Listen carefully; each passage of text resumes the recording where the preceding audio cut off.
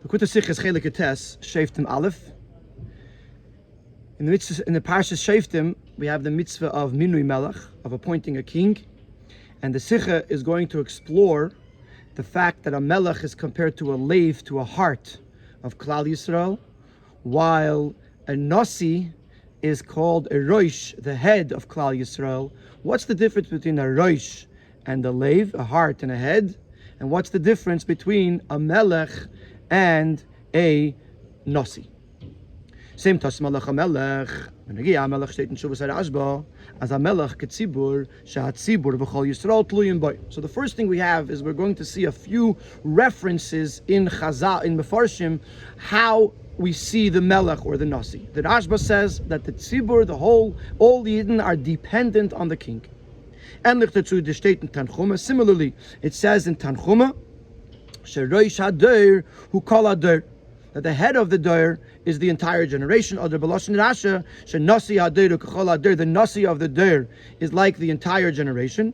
Ki hanasi hu akel, because the nasi is everything. This happens in Parshas Chukas, when there's a pasuk that says Vayishlach Yisrael Malachim, that the Yidden sent Malachim to Sichon, and then in Chumash Dvarim it says Vayishlach Moshe Malachim, that Moshe sent the messengers. So the question is, did Yidden send it or did Moshe send it? So the Tanchuma says that, and Rashi brings it as well, that Moshe and the Yidden is the same thing, because Moshe is the Nasi and Hanasi Yuakol. So the Rosh Hadoir, the head of the generation, is like the whole generation. And from this we see that the Nasi is called a Rosh. And the Rambam steht b'negei HaMelech. The Rambam says with regard to a king, Sheliba hu leiv kol Kal Yisrael, that his heart is the heart of the Yidden. The Pasha says their town Farbos HaMelech is leiv kol Kal Yisrael. Why is the Melech called the heart of the Yidden?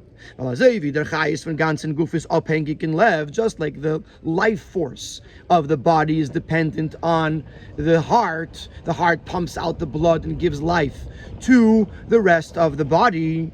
Azay is called Kahal Yisrael. Similarly, all of the Yidden Opengikin Melech are dependent on the king. Kanal Berashpas Kol Yisrael Tluyim, by similar to what the Rashba said, that everyone is dependent on the king, and therefore just like the body depends on the heart, so too the Yidden depend on the Melech. Darfman Farstein. However, we have to understand, even though it's true that all of the other limbs of the body receive their chayis, their life force, from the heart, is aberdihan hagif on alle every aguf, but it's the brain that controls the body, that leads the body. Which is why, even though in comparison to the other limbs, we sometimes refer to the heart as the king of the body, but nevertheless we call the head, compared to the heart, the head is called the king. In the Gemara in Shabbos, it says that if a person is washing or anointing, putting a ointment on their body, on their whole body, they should start with their head, because the head is the melech al kol levarav, because the head is the king. So the question is, so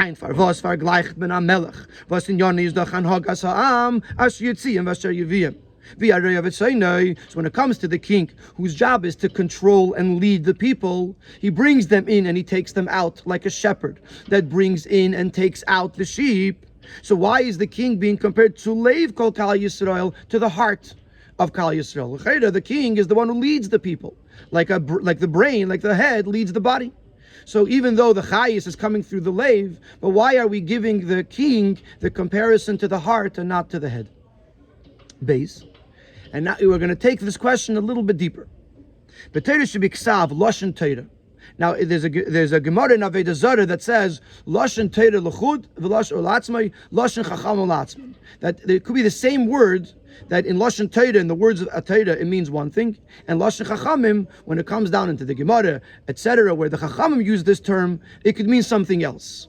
So we're going to see here that the term nasi could mean something different in loshen Torah and in loshen chachamim. So he says like this: Id loshen Torah gefinten b'negei lemelech echtem teyar nasi. You find with regards to a king the expression nasi. It says asher nasi yachta. If a nasi will sin, this is the Chumash in Parshas Vayikra, umefarish b'sifra lasar uve Mishnah, and the sifra on that pasuk as well as the Mishnah explain, Ezehu Nasi, Ze Melech. What does it mean, Nasi Yechta? It means a Melech. Why? What's the connection between a Nasi and a Melech? So the Medrash over there explains that it says by this Asher Nasi Yechta, it says V'asa Achas Mikol Mitzvahs Hashem Elekov. Also, with regards to a king, it says Leman Yilmad Liyiras Hashem Elekov. So just like by the king, it's talking about someone She'ein Olav Ela Ein Al Gabav El Hashem Elekov, that he's the highest person, and only Hashem is above him. So too, when it says Asher Nasi Yechta, it's referring to Ein Olav Ela Hashem Elekov, which is the Melech. Similarly, also in Nevuas Yecheskel it says David Avdi Nasi Aleim Leilam, referring to Mashiach, and it uses the term Nasi. So we see the idea that Nasi is interchangeable for Melech B'Lashon Torah, that it could say the word Nasi and it means Melech. Afal Pikein, nevertheless, is Bepashtus HaTayar Melech G'reser V'Detayar Nasi. The title, the description Melech is greater than Nasi. Nasi is not exclusively the Nasi of the generation. A Nasi means a leader. So you can have each Shevet had a Nasi, which clearly is smaller than the Melech, who's the king of the whole Klal Yisrael. So Melech is greater than Nasi. So even though we find that Nasi could mean Melech, but Melech is certainly greater than Nasi. As Nasi Ader B'Lashon Rashi wird auf gesagt und wird angerufen b'Medrash Reish Adar.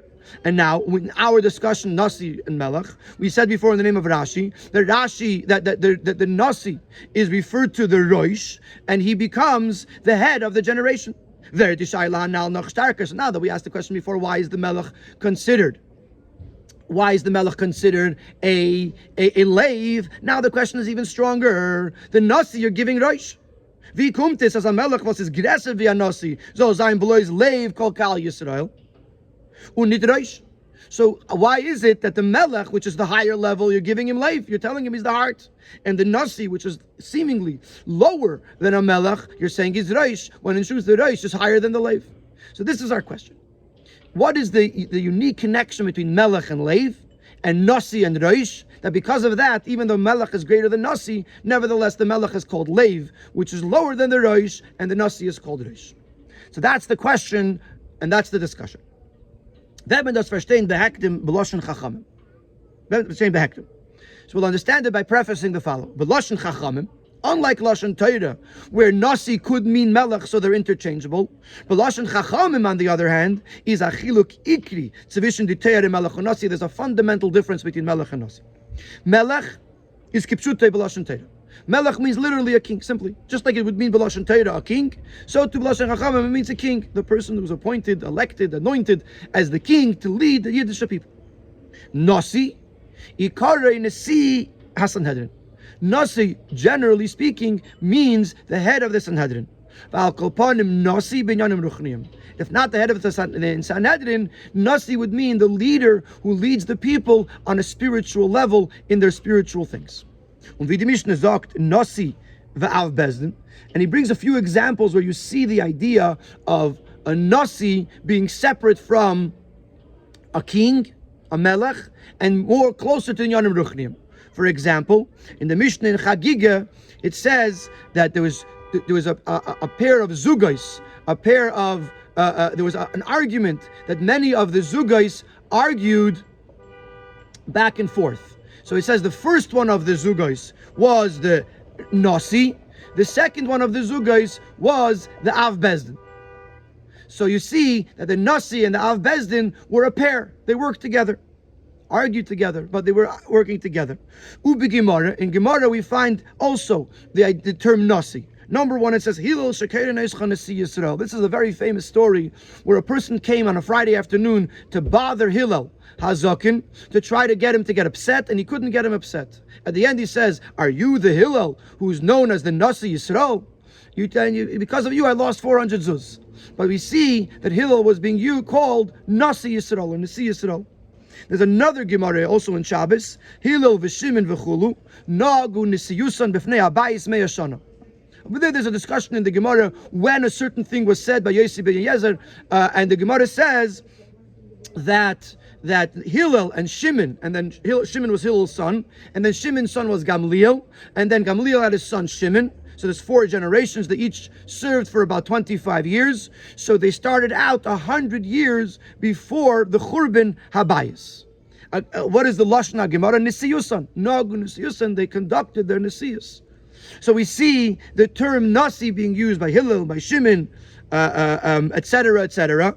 Afalpi was demold seinen given Melachim be Yisrael, Melachim kshedim v'dinim melach aleim. Even though at the same time there were kings that were leading kasher kings that followed the dinim of king according to Torah, and there was another position called melech.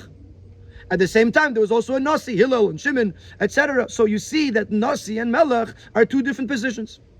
B'lashon chachamim. Bees as it says achiluk ikri bedin. There's even a halachic difference between a melech and a nasi. That nasi shemachal al kvede machal, that a nasi could be mechal for on his kavod, and the kavod is considered machal, and melech shemachal al kvede machal. But a king does not have the right to forgive his own kavod because he's the melech. So even if he's machal al kvede, there's still the obligation to give him the honor and respect that is due to a king. So obviously melech and nasi are not interchangeable here because melech and nasi have 2 different dinim. And here he adds one more thing.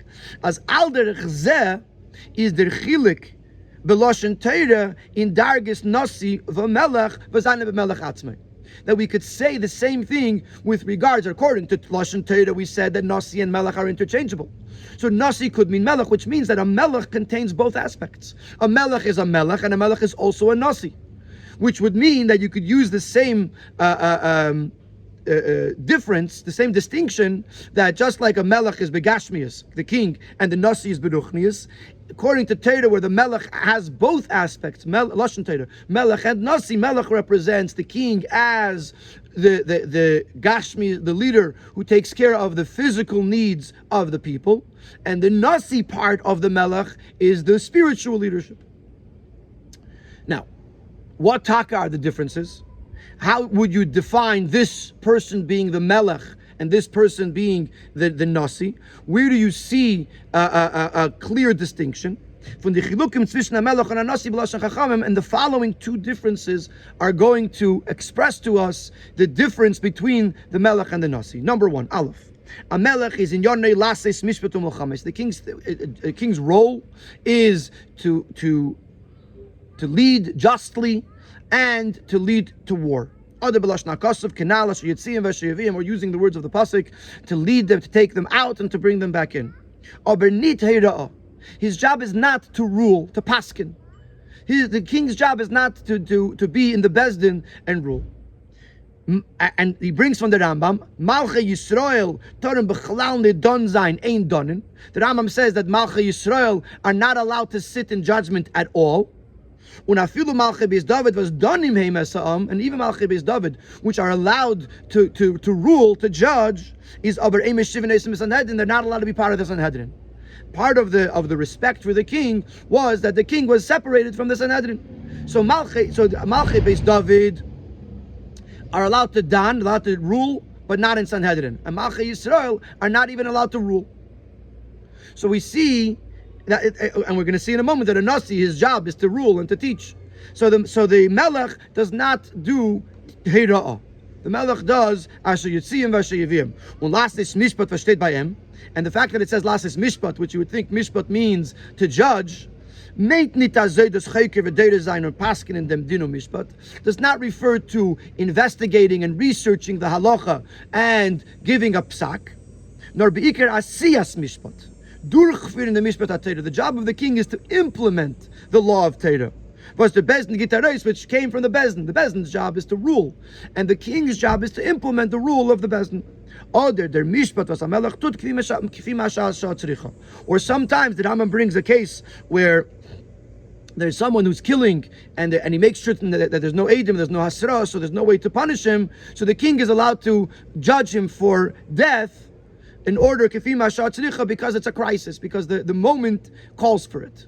So the king is allowed to take a moment of necessity and give a ruling. But that's so lasses mishpat either means to implement the ruling of the bezdin, or it means that sometimes the king can give a ruling, but that's not his job. That's not his role.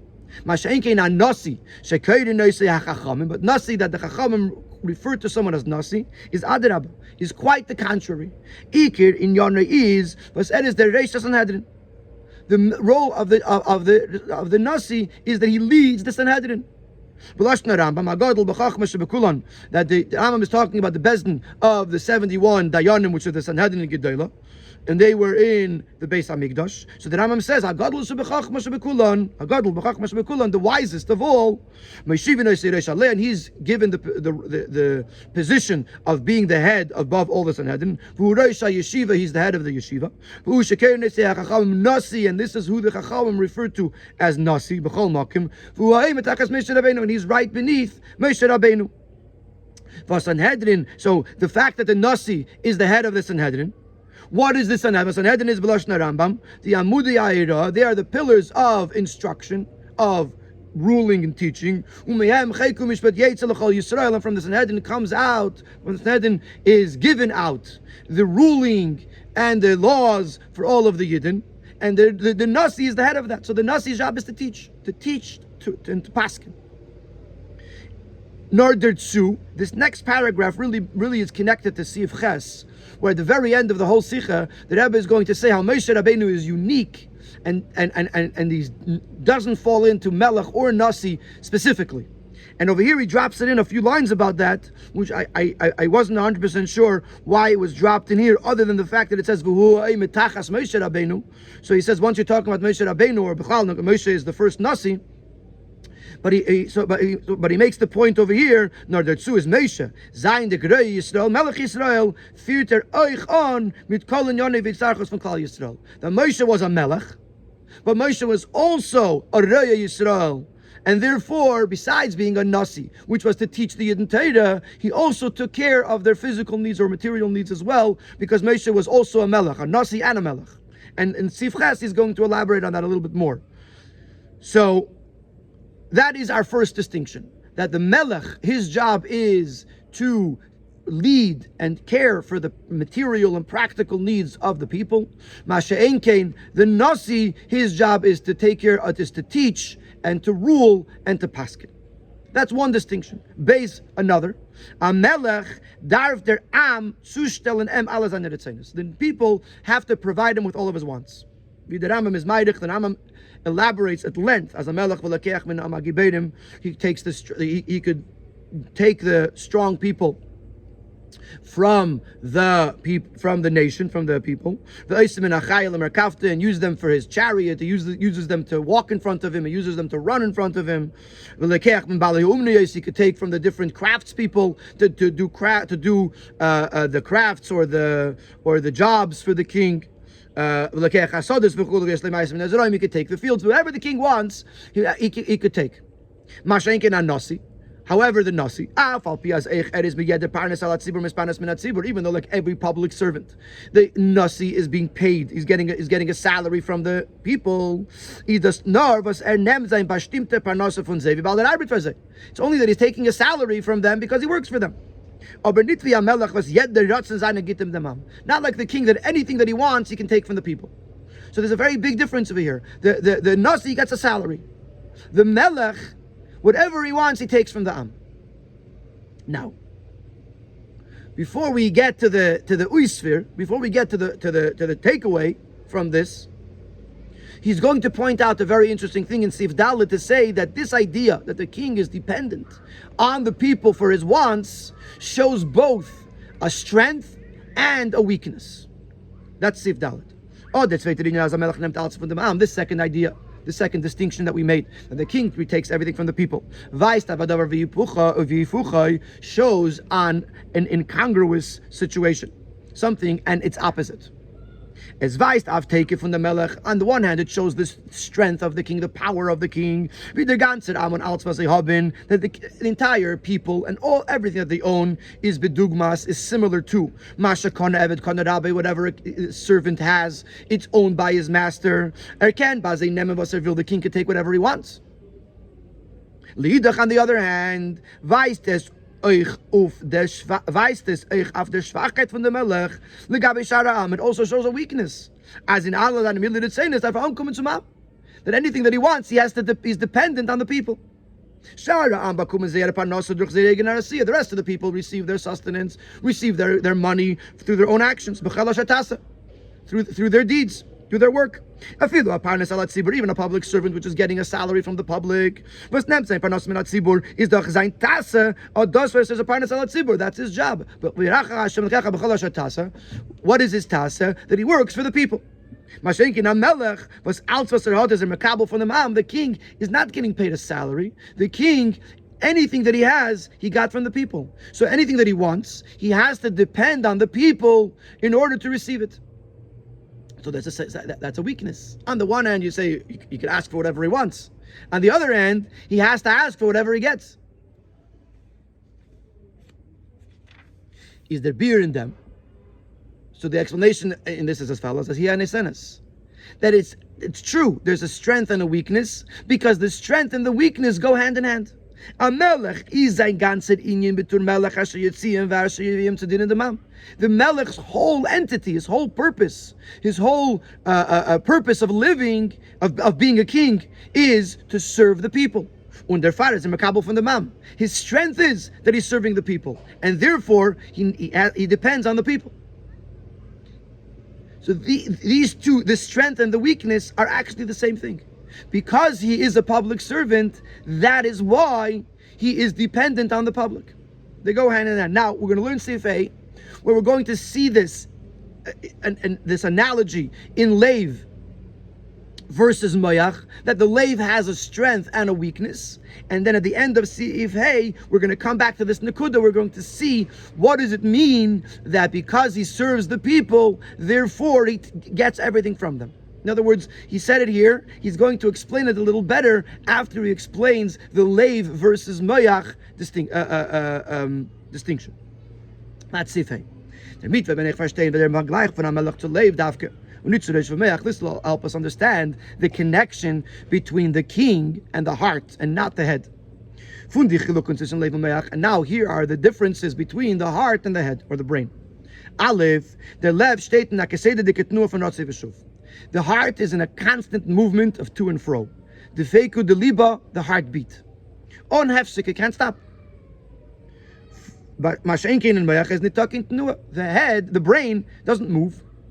It's true that the brain is giving sustenance to the body. Aber der mayach allein, the brain itself, steht b'menucha, is peaceful. It's not pumping like the heart.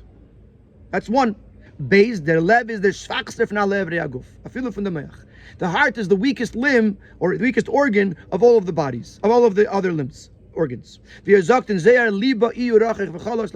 Zohar says, the heart is soft and weak. Just like we said by the Melech, and we're going to say it again soon by the Melech, that the strength and the weakness go hand in hand. Similarly, we're going to see by the Lev that these two things, the fact that it's in constant movement and the fact that it's the weakest limb or weakest organ, is also interdependent. These two traits of the heart are dependent one on another. Their lev is rachich v'cholosh, schwacher von alle Eivarim. The heart is weaker than all the limbs. Weil sein ganze Metzias is was there is Rechayis Eivarim, because his whole purpose, his whole entity is all about sustaining, giving life to the limbs. And hot nit noch ha'inyan, he has no other thing to do. There's nothing else that defines the heart, nor das was says mechayedem guf, other than the fact that it's sustaining the body. Und der Fall Aleph steht in einer Kesede dike Tnua, das weiß, dass ein Kesede dike ganze Metzias ist zum Chayes and Evri Aguf. That's why he's in constant movement to show that everything, 24/7, what the heart is doing is it's sustaining the body, or giving life to the body. Bezer is a schwache Metzias. It's a weak thing. And it's a leap the andere Eivarim, because everything that it does is for other Eivarim. It doesn't have any time to build itself up.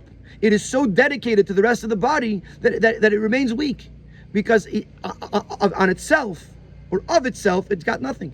It's entirely given over to the needs of the body. Mashenkin der Mayach is abgetragen von der Evre Aguf. The brain is removed. It's aloof from the other limbs. The brain is where is the source of the chayas, the source of the life force of the body, but it remains aloof, removed. Und das ist echa bavais, as there's a metzias for sich. The fact that it could separate itself from the rest of the body shows that it's its own entity. It's just that he's providing chayas, but not like the heart, that its entire metzias is to sustain the body. The brain, it gives chayas, but it remains removed. It's its own metzias. Underfar. Aleph is nicht talking to in Mayach. It is bavdolo from the everyday growth. Number one, there's no movement in the Mayach because it remains separated, aloof from the rest of the Eivarim. It's not soft, it's not weak. And it's a metzias b'fnei because it's its own metzias. Weak means that it is, there's two ways you can look at it. One way is that it's weak because it doesn't have time to strengthen itself. Weak can also mean that it doesn't have any of its own entity. Everything is given over to the body. The brain, on the other hand, is on both things. First of all, it's removed from the body. It's not 24/7 dedicated like the heart is to constantly be doing for the body. It keeps itself removed. And therefore, because it keeps itself removed, it could build itself its own inner strength. So, and now we can bring these two things together. The idea that we said before, that by the melech, there is a strength and a weakness. We also see by the lev that there's what you will call a strength, the fact that it's constantly moving, constantly pumping, constantly sustaining the body, and a weakness that is the weakest limb. Now we see a comparison. Now we see the connection to the lev from the melech and the lev. Because the melech has these two traits of the heart. One, he's constantly, consistently dedicated and given over to the people. Because the whole idea of kingdom, of his kingship, is to serve the people. And for that very same reason, is there's the weakness in who he is, because he has to receive his needs or his wants from them, because he's nothing on his own. Everything that he is given over to the people. So I don't know if it's a fair example, but I was thinking to myself, like Shevet Levi. Shevet Levi did not have a Chelek in Eretz Yisrael, and therefore their sustenance, their needs were dependent on the Yidden. So I don't know if the example works perfectly, but it's at least a dugma rechaika. The Melech doesn't have a time to go work. He doesn't have time to go develop his own wealth or his own needs, because he's 24/7 given over to the people. So his weakness is coming from his strength. What's his strength? The fact that he's leading the people, and that also is his weakness, that he can't take care of himself. So now we see that this dichotomy that you see in the Lev also exists in the Melech, and we understand now the comparison between Melech and Lev. What we still have to do is go back to the Nasi.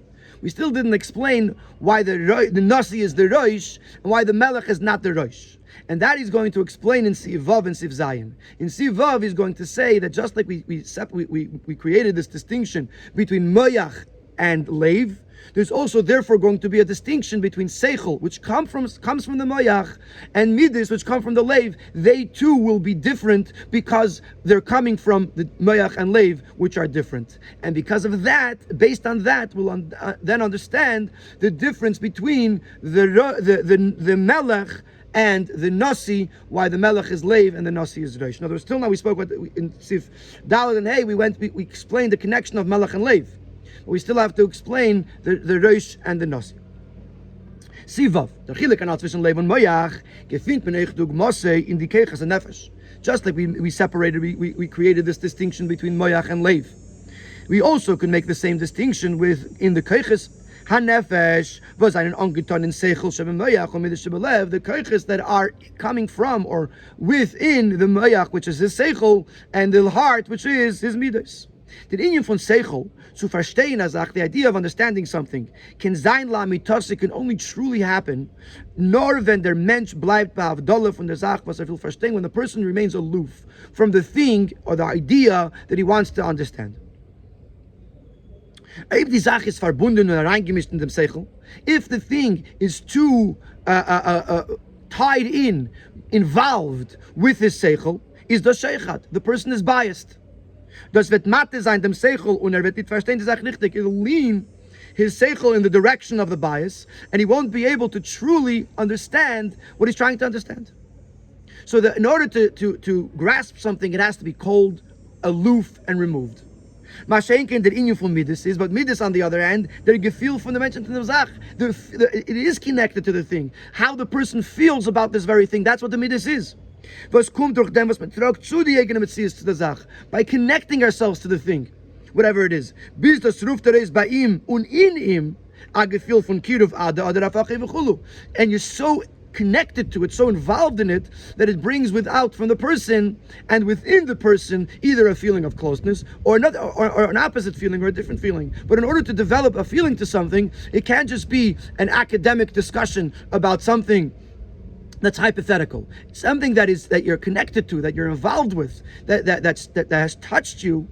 That's something that you could have feelings towards. So the seichel has to be removed. Just like Moyach, we said, is Ba'avdallah. And the Midas have to be involved. Just like the Leiv, we said, is constantly involved. Und derfun kommt areis der Chilik zwischen Seichel und Midas in the zwei Tchunas Anal. Therefore, in Seichel and Midas, you're going to have the same two differences that we said before. Aleph, Midas is in Yonan is Spilus, Nua. Midas is about excitement, movement. While Seichel demands quiet, peaceful contemplation, meditation, and in a way that's removed from that, it does not get there's less excitement or movement. We said before that the Leiv is weak, so he says over here also midas are weak. They're not long lasting. They're very liable to change easily. Morgen feels it anders. Today he has this feeling towards it, tomorrow he has a different feeling towards it. But true seichel does not change. When seichel reaches a conclusion, it does is the demes. Seichel reaches that conclusion because that is the absolute truth. And therefore it is unchangeable. Now a lot of people may ask, a lot of times in Chassidus it says that seichel is always changeable. Today you're convinced a certain thing. Tomorrow someone will come and give you a better logic and they'll change your mind. So he addresses that in order 51. He says that in Hemshech Terav, he brings that seichel is a davar hamishtana, that seichel is changeable, which is how we usually understand seichel. So, and he says you find Chacham and Meidim Zelazeh, that Chacham argued something and then they want one admit it to the other, which means that their seichel was changed. So he says that is referring to when you're still developing the idea. So you're thinking about it, you have a seichel, then you can always be shown another seichel and your mind will change. But when we're talking about the maskana seichel of seichel, which comes from das, where you're already connected to the idea, and therefore you came to a conclusion, then it's b'toikif gadol ve'in mishtana. It's in great intensity, and it does not change. So in seichel, there's a level of seichel which is still changeable, but when it comes, if you see in the sikha, he says in the parentheses amiti, the seichel amiti, when it's a true seichel, something, and it says the word maskana, that you reached a certain conclusion, then it's unchangeable. So mayach is stronger than in a way, because mayach is not changeable, while midas are changeable, feelings are fluctuate. So similar to the differences that we made between Moyach and Leiv, we find very similar differences between Seichel, which is from the Moyach, and Midas, which is from the Leiv.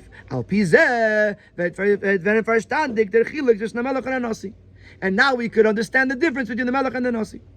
A Melech was in Yonis Asher Yitzim Vasher Yiviem. It is a rein geton mit Eis Lapsus in Mashpia sein dem Am Zeiretz Rachim. Bedugme wie der Leiv is Mechaya Leivarim. So the king, which is involved in the needs of the people, and here he adds a detail that wasn't really focused on previously. The king is engrossed. He's involved with the nation, with the people, and what they need. Therefore, it's nitzan inyan seichel ve'era moyach. So therefore, because he's involved in it, he can't look at it from a seichel dika perspective. We just said that for seichel, you have to be removed from it. So therefore, since the king is involved in the people, it would be very hard for him to rule and to judge based on what's going on, because he's so involved with the people.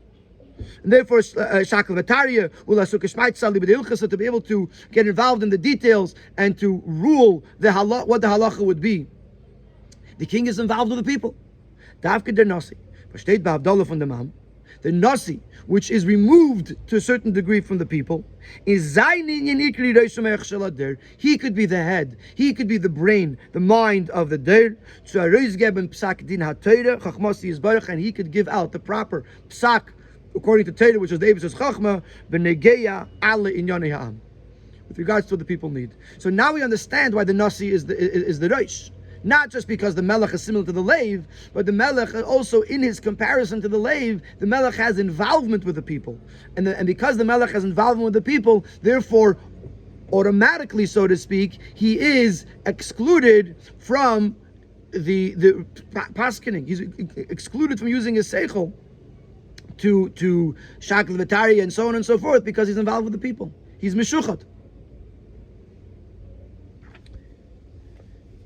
The last thing we have in this Sif Zayin, before we get to Sif Ches, when we talk about Moshe Rabbeinu, is that at the end of the day we say HaNasi Yu'akel, which implies that there is a greatness of Nasi over Melech. And in a certain sense we see that because the Nasi is the Rosh.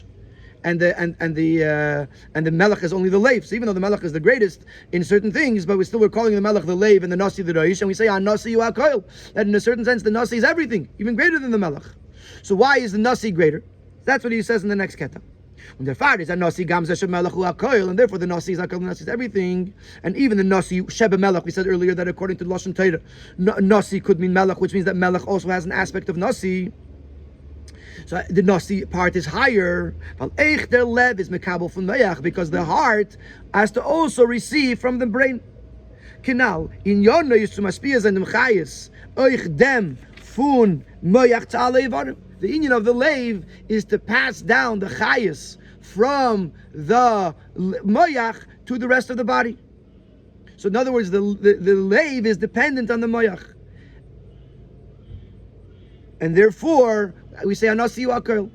Unvies is by a melech b'pashtus. And the same thing you would see literally by a king, as in Yonah is to uisfin and by am heiras HaTeira, that his job is to implement the rules of Torah to the people, with the people.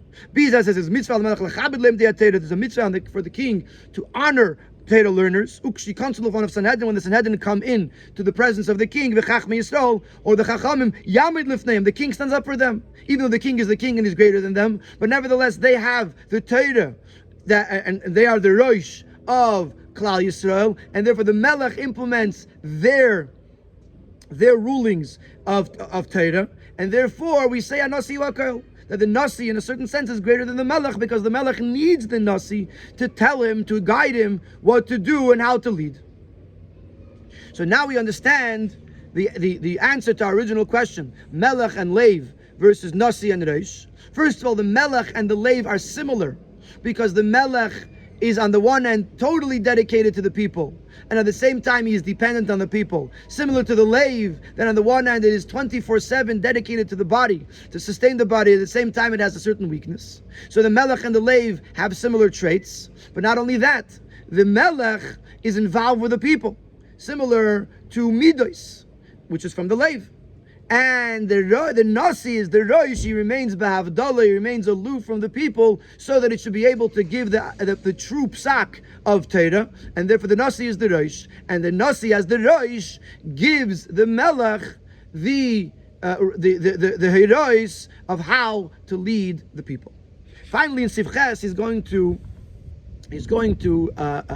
tell us how Moshe Rabbeinu is a little bit different than all of this description. What he's going to say is that Moshe is both.